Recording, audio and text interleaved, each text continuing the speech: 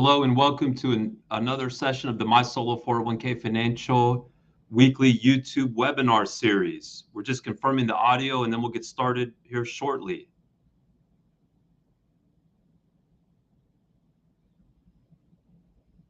All right, so it looks like the audio is working. Thank you so much for joining. If you're on the YouTube channel, please like and subscribe for more videos like this, as we do host these weekly YouTube videos to share, pre-prepared content. So also, if you're on the YouTube channel, you can post questions in the comments and we'll go through the questions after we go through the slides. So we have a great topic today. It's a hot topic with some of what's going on in the broader economy, specifically our solo 401k accounts, FDIC insured. So let's first go through, we're going to lay the foundation with some housekeeping. I want to highlight some resources and then we'll go to the meat of the session. So again, please like and subscribe. Please chat over questions if you're on the YouTube channel. The presentation is being provided for educational purposes only and should not be construed as tax, legal, or investment advice, nor as a solicitation. When making an investment decision, please consult with your tax attorney and financial professional. So we do host daily Zoom calls on our community channel, which is mysolo401k.net/mycommunity.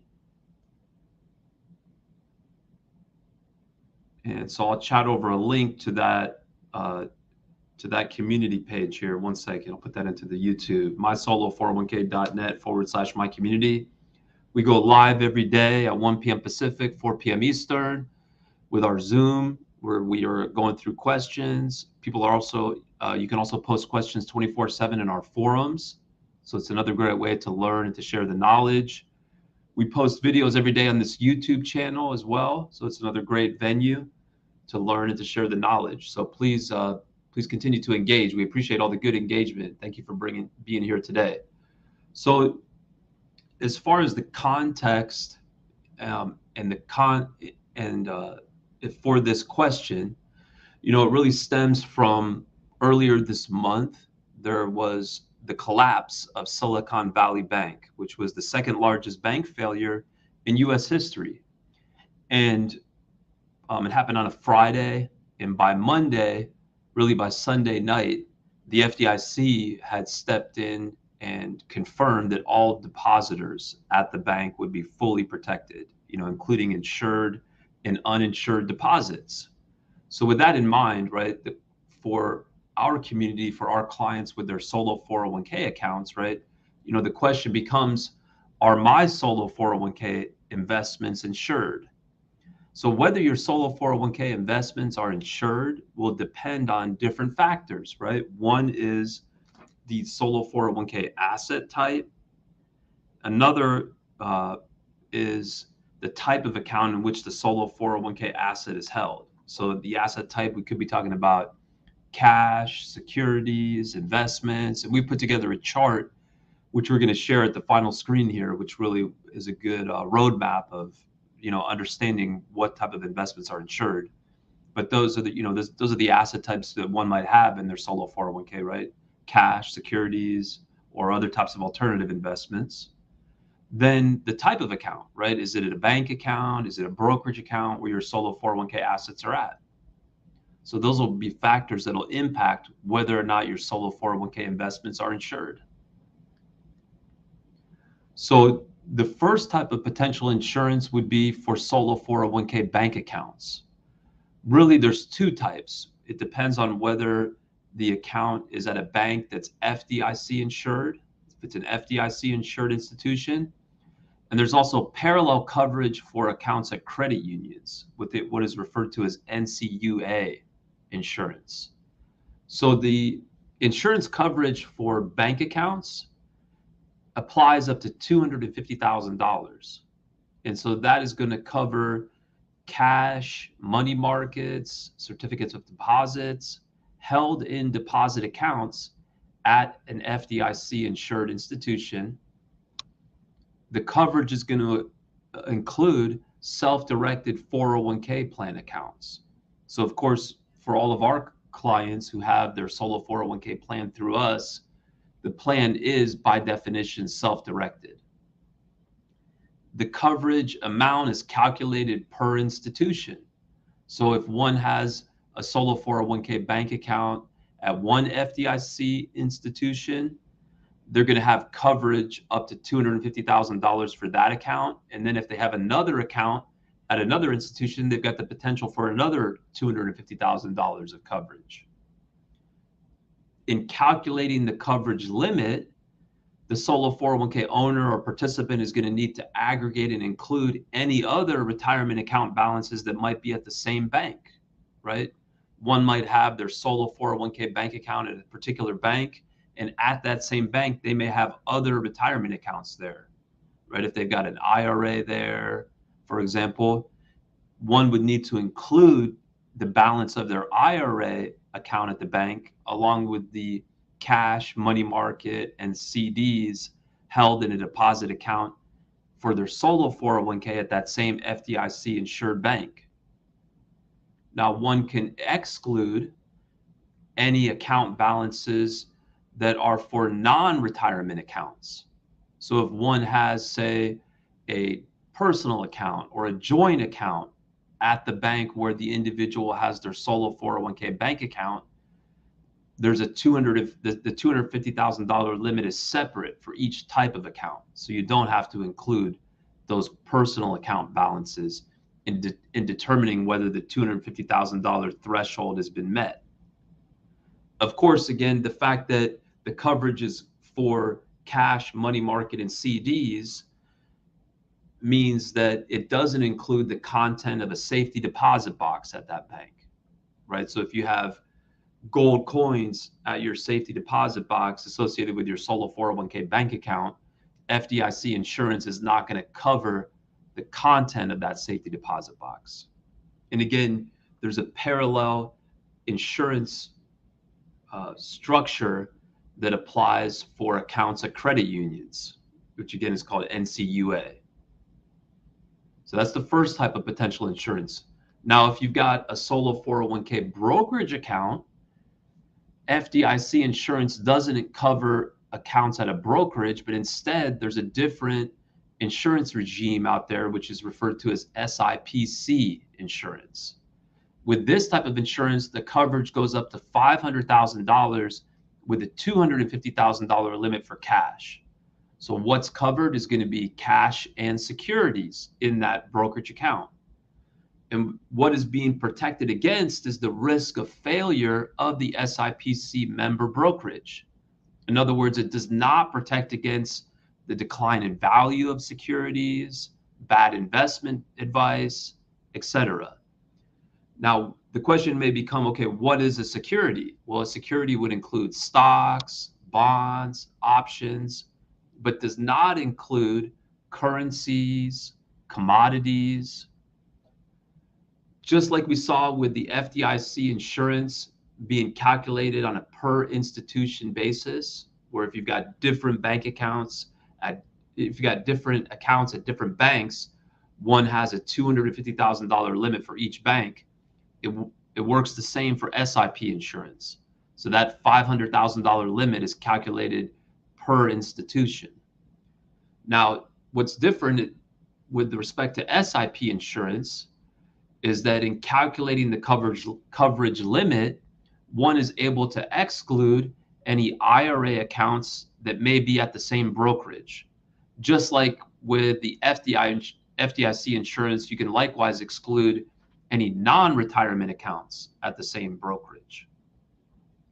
And then finally, it's noteworthy that certain brokerages do promote that they offer excess SIP insurance coverage. In other words, coverage above and beyond the $500,000 limit. Just to take a couple of quick examples, Fidelity and Schwab do promote on their website that they offer excess SIP insurance coverage through Lloyd's of London.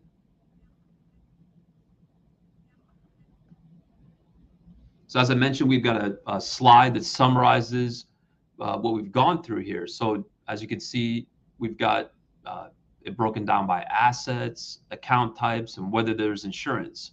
So if one has cash, money market, CD, assets in their solo 401k that's either at an FDIC insured deposit account at a bank or an NCUA insured deposit account at a credit union, yes, there's insurance coverage up to $250,000 per institution.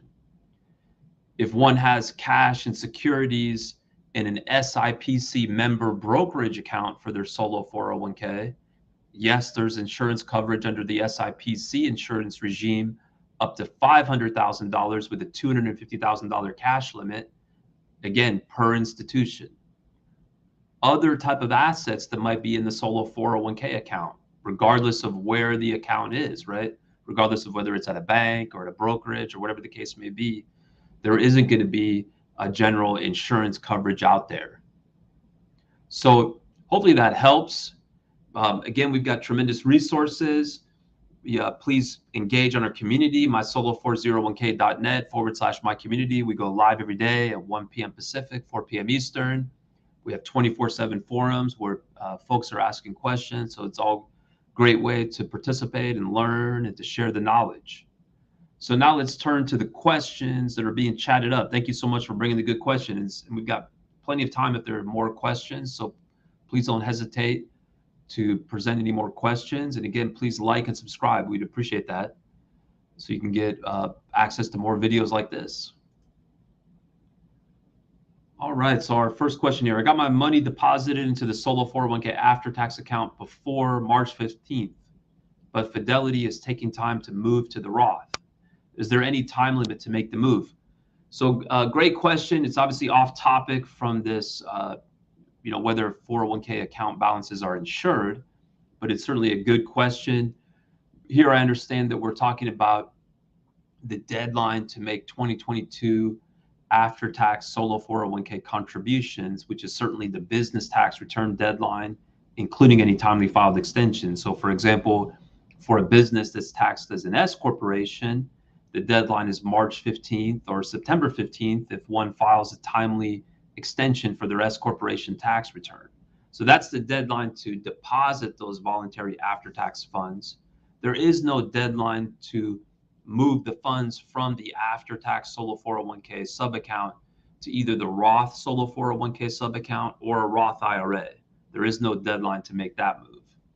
And of course, just as a reminder, we have the online forms that clients use to let us know about those after-tax to Roth transfers or conversions so that we can put their plan in the queue to prepare the 1099-R to report that required after-tax to Roth transfer. Hopefully that helps. Thank you so much for bringing the good question. I have solo 401k accounts with Titan Bank, regular checking, after-tax, and Roth. Already made $26,000 Roth 2022 contribution last year. How do I add additional money to 2022 after-tax contribution?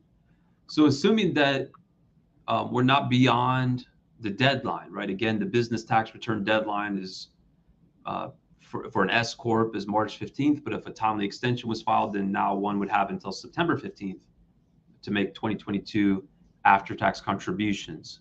So mechanically, the steps are depositing, determining how much you can contribute, then how much you want to contribute within what you're eligible to contribute, depositing the contribution into the after-tax solo 401k sub-account, and then which can be done electronically. It could be done by check. You'd want to check with the bank if you're trying to make an electronic deposit, what their procedures are to receive an electronic deposit.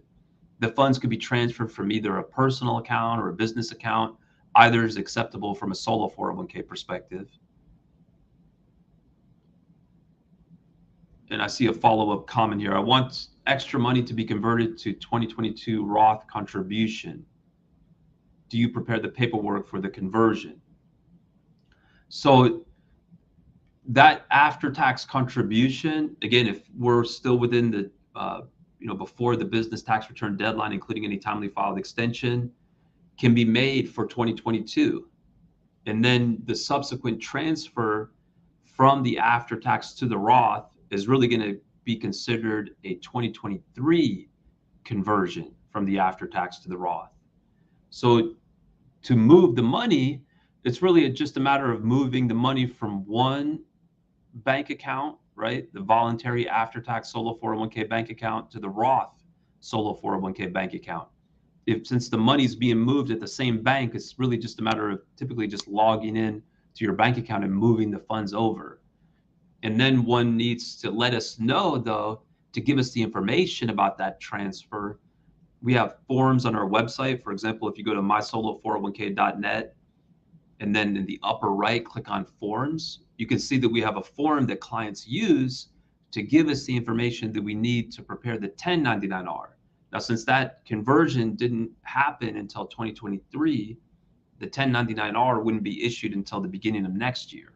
But we go ahead and capture the information now, just as a good record-keeping practice, to capture it now, and again, to put the plan in the queue to prepare that 1099-R next year.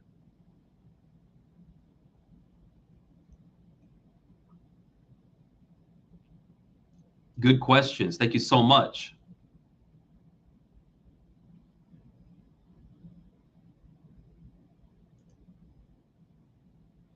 Next question, is there an IRS compliant way to self-custody crypto investments within a solo 401k? So we've got some good guidance on our website. Let me pull up a page and chat it over to the comments here.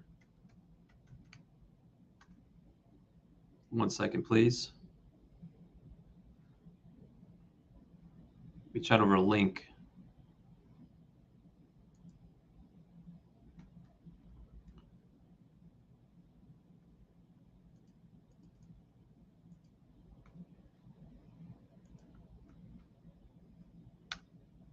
Really coming out of the discussion of the McNulty case back in 2021.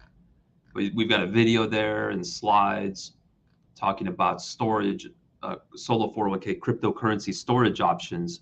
So if one is referring to a non-custodial cold wallet to store their cryptocurrency on that's held in their solo 401k, then one option would be to store that cold wallet in a safety deposit box associated with their solo 401k account at a bank or a credit union.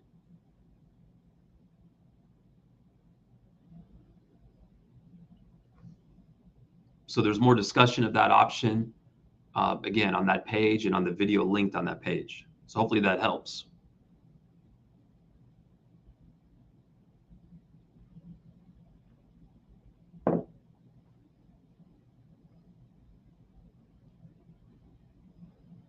We'll give it a minute here, see if there's any more questions. Again, please like and subscribe. We really appreciate all the good participation.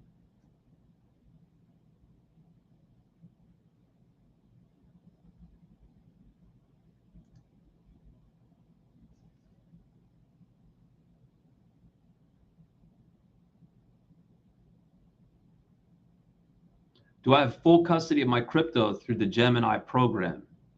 I just need to be storing my hard wallet in a safety deposit box, right? What if Gemini collapses after I already transfer funds to the wallet? So I'm assuming we're talking about storing the cryptocurrency, the private keys on a physical wallet in a safety deposit box. So in that case, then it would be, by definition, taken off of the Gemini platform. So even if Gemini were to collapse, again, the keys is effectively the ownership, and it's in that physical wallet in a safety deposit box associated with the solo 401k account.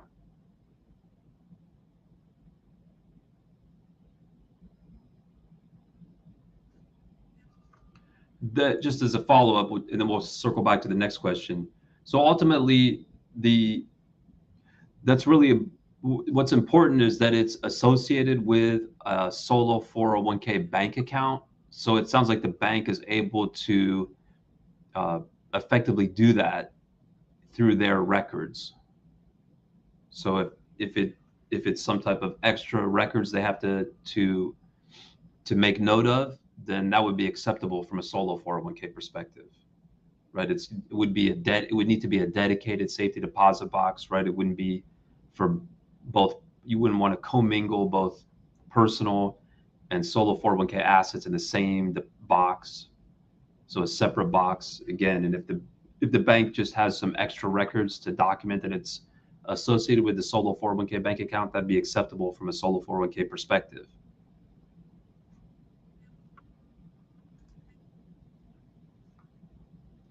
Does it matter if the hardware wallet are purchased using my own money instead of using money in the solo 401k account? Well, when one makes solo 401k investments, the expenses related to that investment need to be paid with solo 401k assets.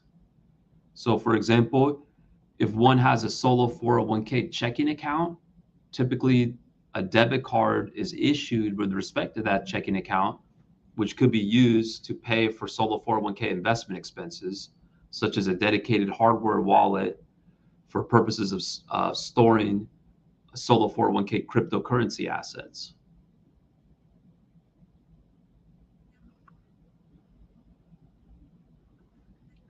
Thank you so much for the good questions.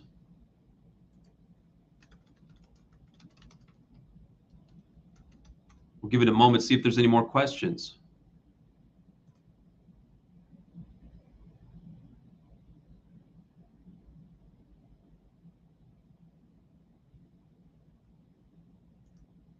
Well, that depends on the, of course, part of it depends on your contribution limits. So, and whether or not you have the self-employment income to justify the different contribution amounts that you want to make. So if one is making Roth contributions, really that's a type of employee contribution. So one would need to have a plan that was set up before December 31st, 2022, which allows for Roth, which allows for after-tax contributions. One needs to have the 2022 self-employment income to justify the contribution. The Roth contribution limit is $20,500. It's 100% of self-employment compensation, up to $20,500 for 2022, plus an additional $6,500 if one is 50 or older, assuming that no employee contributions are made to another plan, like a day job plan. If yes, then one could certainly make 100% of their employee contributions as a Roth contribution. And then if one's looking to make additional contributions above and beyond that Roth limit, and they have the self-employment compensation to justify it, that additional contributions could be made as a voluntary after-tax contribution.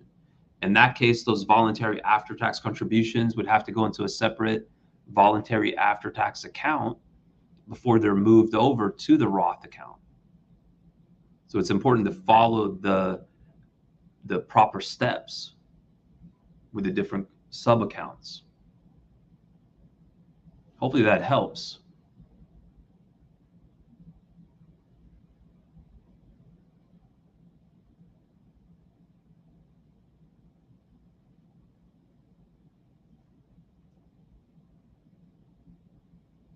All right, well, it looks like that takes us to the end of the questions.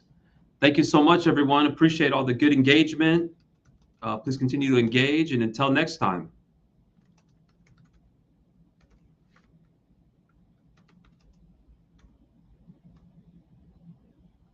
Okay, we got one final question, it looks like here.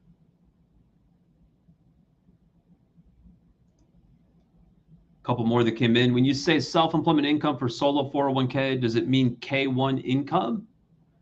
So what self-employment income means depends on how the business is taxed.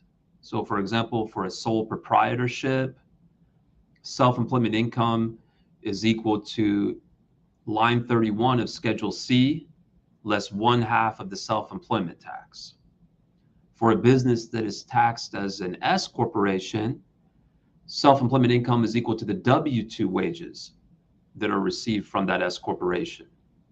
So it wouldn't be K1 income, for example, from a K1, because that's really where owner income is reported. And the purpose of of any 401k is really for those who work to save for retirement. And the purpose of a solo 401k is for a self-employed person to save their earned self-employment income for retirement. So hopefully that helps. I'm over 50. Let's go to the next question. Thank you so much for bringing the good questions. I'm over 50. So I should maximize my 27,000 to the main Roth account and then add any additional through the after tax? Yes, that would be acceptable if that is your goal. Number one, if you have the self-employment compensation to justify it, if there's no employee contributions made to another plan like a day job plan, and then there's no obligation to make employer contributions. There's no obligation to make pre-tax contributions. So, and if you're over 50, then yeah, for 2022, and the plan was set up before the end of last year, then one could contribute as much as 27,000 as an employee contribution, which could be made into a Roth solo 401k sub account.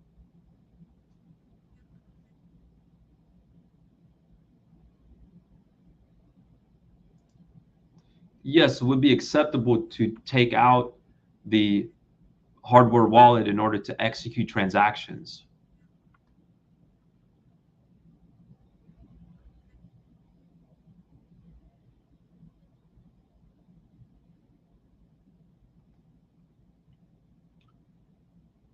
All right. Well, thanks again, everyone. Take care. All the best.